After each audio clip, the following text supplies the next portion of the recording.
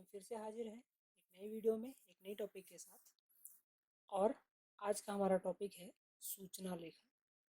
सूचना लेखन यानी नोटिस राइटिंग। जो आप इंग्लिश में नोटिस राइटिंग करते हैं उसी को हिंदी में सूचना लेखन लिखते हैं। ठीक है, तो पिछले वीडियो में हमने औपचारिक पत्र के बारे में पढ़ा। आशा करता हूँ कि आप समझ में आया हो। अगर अब भी किसी को कोई डाउट हो तो अब भी मुझे उस वीडियो पर जाकर कमेंट करें, मैं आपके क्वेश्चंस का जवाब दे दूंगा। तो आज का हमारा विषय है सूचना लेखन। सूचना लेखन हम सभी ने अब तक भले ध्यान ना दिया हो, लेकिन अभी तक हम कहीं ना कहीं किसी न किसी विषय से जुड़ा हुआ सूचना पढ़ चुके हैं। अगर आपको ध्यान में ना रहा हो तो मैं याद दिला दूं, स्कूल में आपको कोई भी नोटिस बोर्ड पे जो नोटिस लगी होती है वो सूचना ही होता है, यानी वो नोटिस ही होता है। ये अलग बात है कि आपने शायद शायद आपने पढ़ा भी होगा, मुझे कंफर्म पता नहीं, लेकिन शायद आपने हिंदी में कोई सूचना नहीं पढ़ा हो, इंग्लिश में पढ़ा हो, ये चांसेस हो सकते हैं। लेकिन हिंदी में भी आपने कहीं ना कहीं, वो चाहे ऑनलाइन किसी वेबसाइट पे हो, किसी भी रेलवे गवर्नमेंट से जुड़ी हुई हो, रेलवे डिपार्टमेंट से हो, या किसी भी डिपार्टमेंट से या सेंट्रल डिपार्टमेंट के किसी भी नोटिस को आपने पढ़ा जरूर होगा। भले ही आपको ध्यान में ना आया हो या आपने सोचा नहीं हो कि नोटिस उसी को कहते हैं या सूचना उसी को कहते हैं, कोई बात नहीं। आज इससे जुड़ी हुई सारी प्रॉब्लम सॉल्व हो जाएंगी और आप समझ जाएंगे कि सूचना लेखन कैसे करना है। आप सबको पता है कि ये कितना इम्पोर्टेंट है। इससे पूरे 5 मार्क के क्वेश्चन पूछे जाएंगे, तो हम समझ सकते हैं कि ये हमारे लिए कितना इम्पोर्टेंट टॉपिक है। तो चलिए शुरू करते हैं कि इसमें आगे क्या है। सबसे पहले हम समझेंगे कि सूचना किसको कहते हैं। सूचना का मतलब इंफॉर्मेशन होता है, यानी जानकारी। तो यहाँ क्या लिखा गया है, किसी आवश्यक जानकारी को लोगों तक पहुँचाने के लिए सूचना या नोटिस लिखा जाता है। समझ गए। हम नोटिस कब लिखते हैं? घर के किसी एक व्यक्ति के लिए तो नहीं लिखते हैं। घर के किसी रिलेशन में जो है, हम जिसके साथ कोई माँ है, कोई पिता है, इनके लिए तो नोटिस नहीं लिखते हैं। यह हमेशा एक स्पेसिफिक ग्रुप को या बहुत सारे लोगों तक जब बात को पहुंचानी होती है तब ये लिखा जाता है, तब हम सूचना लिखते हैं, नोटिस लिखते हैं और उसको एक जगह पे लगा देते हैं और सब आकर उसे पढ़ के समझ लेते हैं। तो ये एक बात को बहुत सारे लोगों तक, यानी लोग खुद ही प्लूरल होता है ना, तो बहुत सारे लोगों तक पहुंचाने के लिए सूचना लिखते हैं। ये तो हम समझ गए कि सूचना क्यों लिखते हैं, सूचना क्या होता है ये भी हम समझ गए। लेकिन सूचना कैसे लिखते हैं हमें जानना ये है, हमारे लिए ये इम्पोर्टेंट है क्योंकि हमसे यही पूछा जाएगा। तो अब हम जानेंगे कि सूचना लिखते समय किन किन चीज़ों पर ध्यान देना होता है। सूचना लिखने के लिए कौन कौन सी चीज़ें ज़रूरत होती है, सूचना लिखते समय किन बातों को हमें ध्यान से देखना और समझना पड़ता है। तो इन सब बातों पे हम आगे चर्चा करेंगे। तो आइए देखते हैं सूचना लेखन में ध्यान देने योग्य बात है। इसमें सबसे पहला जो टॉपिक है, सबसे पहला जो पॉइंट है, सूचना सीमा रेखा यानी बाउंड्री लाइन में लिखा जाना चाहिए। सूचना जब भी आप नोटिस लिखेंगे तो उसको एक बॉक्स के अंदर लिखेंगे। मैं नीचे आपको बताऊंगा एग्जांपल के थ्रू, जब नीचे आपको फॉर्मेट बताऊंगा उसमें मैं दिखाऊंगा कि वो बॉक्स कैसा बनेगा। लेकिन आप बस इतना समझिए अभी के लिए कि आप जब भी सूचना लिखेंगे, जब भी आपके सामने क्वेश्चन आता है सूचना लेखन का, तो उसको हमेशा एक बॉक्स के अंदर लिखना है। यानी सबसे पहले आप बॉक्स बनाएंगे, ठीक है, बाउंड्री लाइन बनाएंगे। उसके बाद दूसरा पॉइंट आता है, भाषा सरल और संक्षिप्त होनी चाहिए। आप यह ध्यान दीजिएगा, सूचना से जुड़े हुए जब भी आप सिलेबस को वापस पढ़ेंगे, सिलेबस में जाकर देखेंगे तो वहीं लिखा हुआ है कि 50 से 60 शब्दों में, या 40 से 50 शब्दों में, या 30 से 40 शब्दों में, ऐसा ही होगा। बहुत कम शब्द मिलते हैं, 30 से 40 शब्द ही अमूमन आते हैं, ठीक है। तो उसमें आपको वर्ड लिमिट्स बहुत कम दी जाते हैं, यानी बहुत कम शब्दों में आपको अपनी बातें पूरी करनी है। बहुत लंबा चौड़ा डिटेल्स नहीं देना होता है इसमें, एकदम शॉर्ट में, लेकिन आपको जो बातें करनी है वो क्लियर सबको समझ में आ जानी चाहिए। यानी ऐसा करने के लिए आपको क्या जरूरत है, एक तो आपकी भाषा सरल होनी चाहिए, यानी इजी होनी चाहिए, अंडरस्टैंडेबल होनी चाहिए सबके लिए। ऐसा नहीं होना चाहिए बहुत हाई फाई लैंग्वेज आप यूज कर रहे हैं जो लोगों को समझ में नहीं आ रहा है, तो आपका नोटिस किसी काम का नहीं रह जाएगा। नोटिस का मोटिव ही होता है कि आपकी बात को दूसरों तक पहुंचाना। आपका जो विशेष जानकारी है, आपके पास जो इन्फॉर्मेशन है जो आप दूसरों तक पहुंचाना चाहते हो वो लोगों को समझ में आना चाहिए। तो इसके लिए भाषा का ईजी होना यानी सरल होना बहुत जरूरी है। और दूसरी बात, भाषा संक्षिप्त होनी चाहिए, यानी बहुत कम शब्दों में अपनी बातों को पूरा करना है, यानी भाषा संक्षिप्त होना चाहिए, शॉर्ट होना चाहिए, बहुत डिटेल्स नहीं होना चाहिए उसमें। इसके बाद तीसरा पॉइंट है, सूचना आसानी से समझ में आनी चाहिए। यानी आप जब भी सूचना लिखेंगे तो आपको ये ध्यान रखना होगा कि आप जो भी लिख रहे हैं वो बहुत आसानी से, यानी किसी को ऐसा नहीं होना चाहिए कि ऐसे शब्द का प्रयोग नहीं कर देना चाहिए। जैसे मान लीजिए आपने ऐसा कोई शब्द का प्रयोग कर दिया जिसको सामने वाला समझ ना पाए और उसको फिर डिक्शनरी में जाके देखना पड़े, ऐसा नहीं होना चाहिए। यानी वहाँ जो भी आप लिखेंगे वो सबको समझ में आ जानी चाहिए, ऐसी भाषा में लिखना है। यानी आपका भाषा जो होगा, आप जो जिस भी भाषा में लिखेंगे वो बहुत सिंपल होना चाहिए ताकि सबको समझ में आए।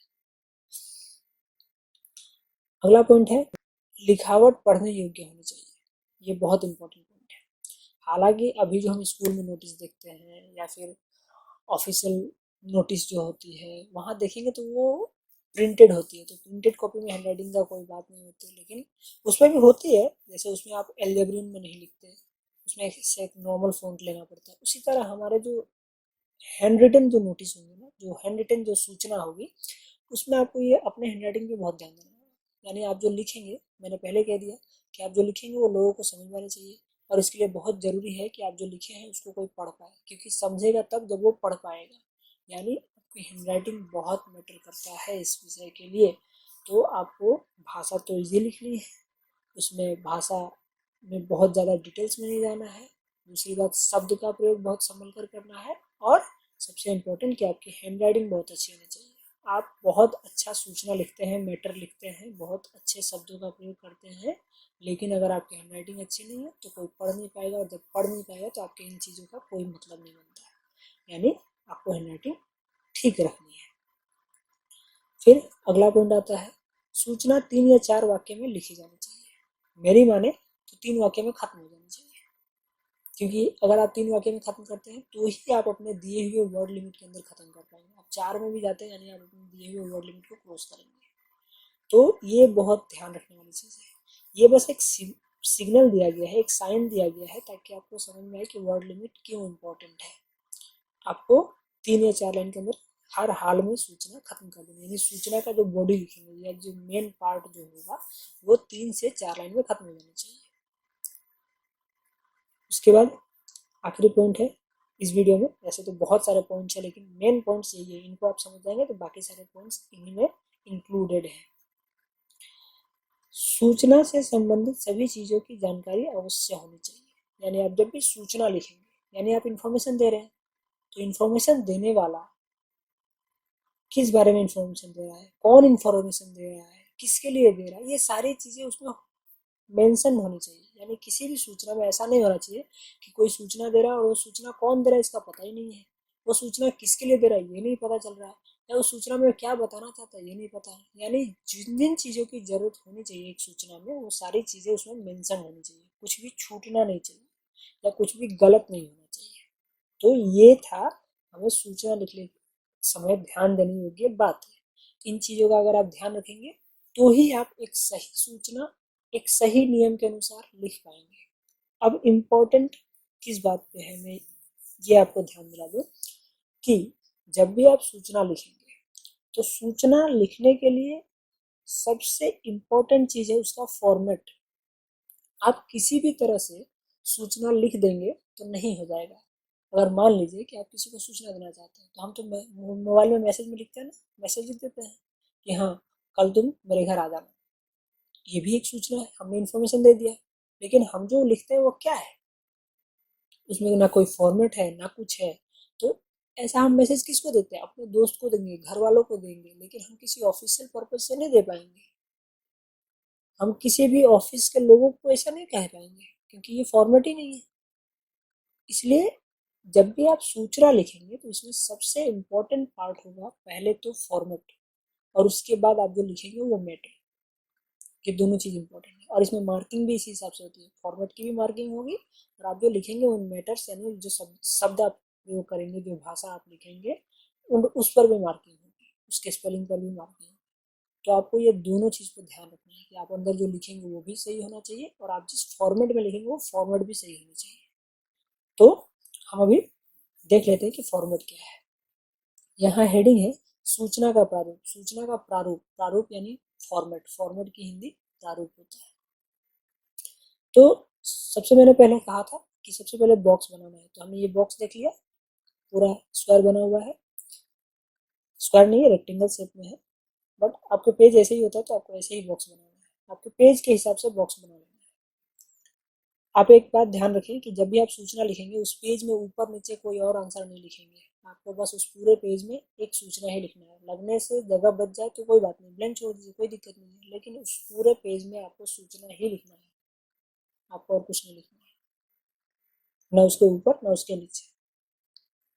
मेरी माने तो जितने भी 5 मार्क के क्वेश्चन होंगे या 5 मार्क 6 मार्क के क्वेश्चन होंगे ग्रामर पॉइंट्स में, ग्रामर वाले पार्ट में, तो उसको आप हमेशा एक सिंगल पेज में खत्म करेंगे। जैसे लेटर लिखना है तो वो एक सेपरेट पेज में लिखेंगे, सूचना लिखना है तो वो एक सेपरेट पेज में लिखेंगे, उस पेज में और कोई आंसर नहीं लिखेंगे, ठीक है, क्योंकि ये ज़्यादा मार्क के क्वेश्चन है। तो आप जब ऐसे लिखेंगे तो ये ज़्यादा इफेक्टिव होगा, सामने वाला जो चेक करेगा उसको भी कोई कंफ्यूजन नहीं होगा, उसमें सीधा सा बात है कि एक पेज में एक ही आंसर है और वो 5 मार्क का, तो वो पूरा सही सही सब कुछ कर पाएगा। ठीक है, तो हम आगे बढ़ते हैं सूचना के फॉर्मेट की तरफ। तो सबसे पहले हमको बॉक्स बनानी है। बॉक्स बनाने के बाद क्या करना है, अंदर जो मैटर लिखेंगे वो कैसे और क्या लिखना है। तो सबसे पहले लिखेंगे सेंटर में। आप देखिए ये जो फॉर्मेट है बिल्कुल ऐसा ही लिखना है आपको। सबसे सेंटर में आप लिखेंगे, बॉक्स के सेंटर में संस्था का नाम। संस्था का नाम यानी जो लिख रहा है ना, तो किसी न किसी इंस्टीट्यूट की ओर से लिखेगा, उसका कोई इंस्टीट्यूट होगा। एक सिंगल आदमी कभी नोटिस नहीं लिखता। मान लीजिए आपके स्कूल का क्लास टीचर अपनी ओर से कभी नोटिस नहीं लिखेगा, वो स्कूल की ओर से नोटिस लिखेगा, वो कभी अपनी ओर से नोटिस नहीं लिख सकता है। उसी तरह जो भी लिखेगा वो एक इंस्टीट्यूट से रिलेटेड होगा, तो वो नोटिस लिखेगा, ठीक है। तो मान लीजिए आपके स्कूल के प्रिंसिपल लेटर लिख रहे हैं, ओ सॉरी सूचना लिख रहे हैं, तो उसमें संस्था का नाम में क्या होगा, यानी इंस्टीट्यूशन का नाम क्या होगा, आपके स्कूल का नाम हो गया। स्कूल का नाम लिख लिया आप, कॉमा देके उसका पता लिखेंगे। तो कॉमा देके पता में क्या लिखेंगे, मान लीजिए आपके स्कूल का नाम दिल्ली पब्लिक स्कूल हो गया, ये स्कूल का नाम है, कॉमा देंगे। मान लीजिए ये स्कूल का है तो दिल्ली में है, तो कॉमा देके दिल्ली, सीधा, बस इतना ही। पता में ऐसा नहीं है कि पूरा डिटेल्स में लिखेंगे, बस इतना ही लिखना है आपको, Delhi public school comma Delhi या नई दिल्ली हो गया। उसके नीचे, जस्ट उसके नीचे सेंटर में सूचना लिखेंगे। क्लियर है, इसमें कुछ नहीं सोचना है, बस उसके नीचे लाइन चेंज करना है तो आपकी इच्छा है, नहीं करना है तो भी आपकी इच्छा है। उसके नीचे आपको लिखना है सूचना सेंटर में होनी चाहिए। फिर उसके नीचे आप लिखेंगे विषय। ये विषय हेडिंग नहीं देना है आपको, जो भी क्वेश्चन में जो भी जिस टॉपिक पे आपको सूचना लिखने को कहा जाएगा वो विषय होगा, जिस रीजन से आप लिखेंगे। तो मान लीजिए कि परसों आपका स्कूल बंद रहेगा, मान लीजिए कि परसों छुट्टी है, आज कितना तारीख है, तो आज मान लीजिए जस्ट एक एग्जांपल के लिए कि आज तारीख है 23 तारीख 23 मई 2020, और आपको लिखना है परसों के लिए, परसों यानी 25 के लिए, यानी 25 मई 2020, यानी आप यहाँ क्या लिखेंगे, विषय अगर आपको दे दिया जाए कि परसों आपका स्कूल बंद है, इस पर स्कूल की प्रधानाचार्य की ओर से एक सूचना लिखी है, तो आप क्या लिखेंगे, विषय में क्या लिखेंगे, स्कूल बंद होने की सूचना। विषय मैं एक रफ बता रहा हूँ बस आइडिया के लिए, मैं आपको आगे बता दूंगा कैसे लिखना है पूरा, किसी एक टॉपिक पे एक या दो टॉपिक पे पूरा सूचना लिख के दिखा दूंगा, अभी मैं जस्ट रफ एक आइडिया के लिए बता रहा हूँ। तो परसों स्कूल बंद होने की सूचना या स्कूल बंद होने की सूचना या छुट्टी की घोषणा, सबसे बेस्ट ये होगा छुट्टी की घोषणा, बस इतना ही लिखना है, यानी छुट्टी का डिक्लेरेशन किया जा रहा है, तो छुट्टी की घोषणा विषय में लिख देंगे।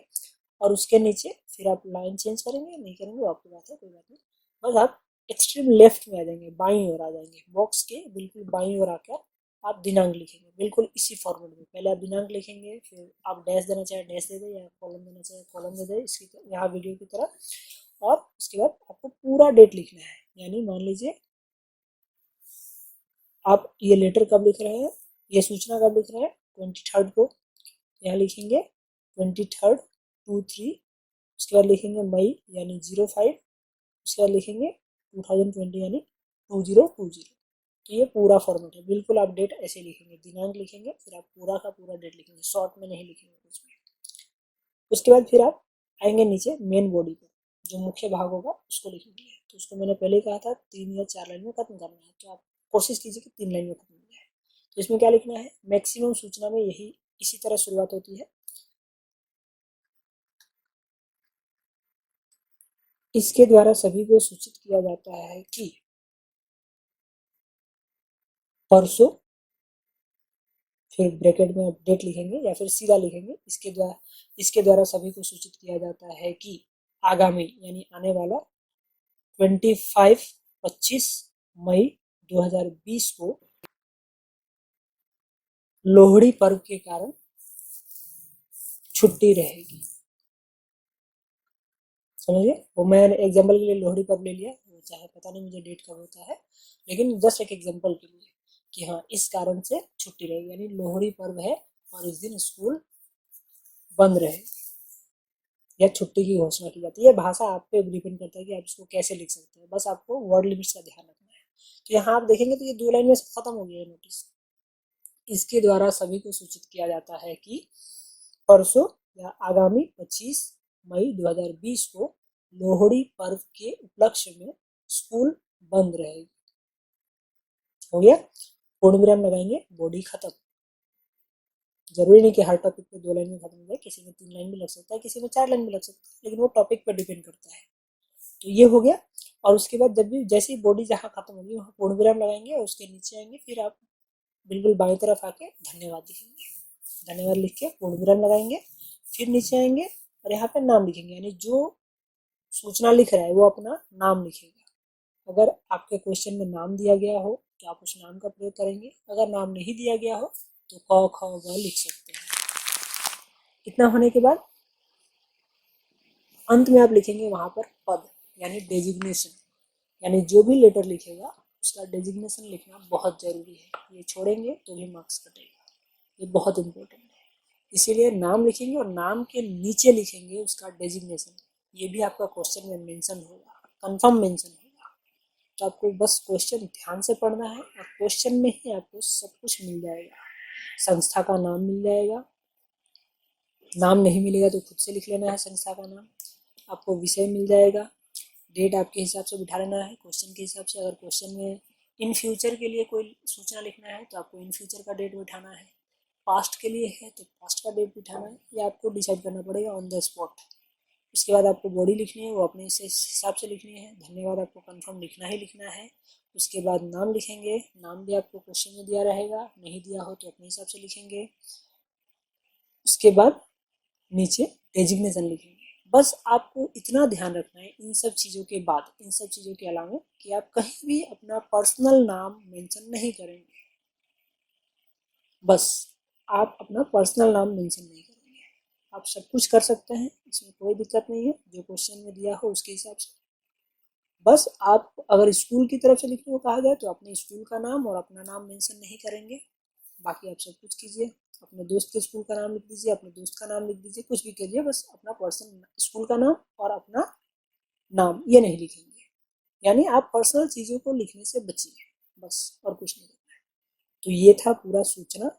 सूचना किसे कहते हैं, सूचना कब लिखा जाता है, सूचना लिखते समय किन किन बातों पर ध्यान देना होता है और सूचना का फॉर्मेट क्या होता है। तो ये था पूरा सूचना। अब इससे रिलेटेड आपको कोई भी क्वेश्चन रह गया हो, कुछ भी समझ में ना आया हो, तो आप मुझे कमेंट बॉक्स में कमेंट करके बताइए, मैं आपके सवालों का जवाब दे दूंगा।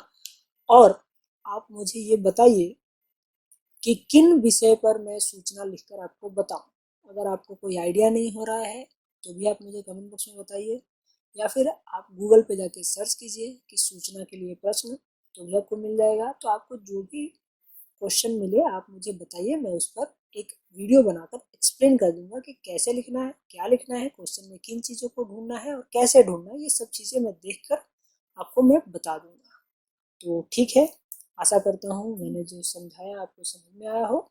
नहीं आया हो तो मुझसे अपने डाउट्स क्लियर कीजिए कमेंट बॉक्स में क्वेश्चन करके। तो ठीक है, मिलते हैं अगली वीडियो में एक नई टॉपिक के साथ। तब तक के लिए धन्यवाद।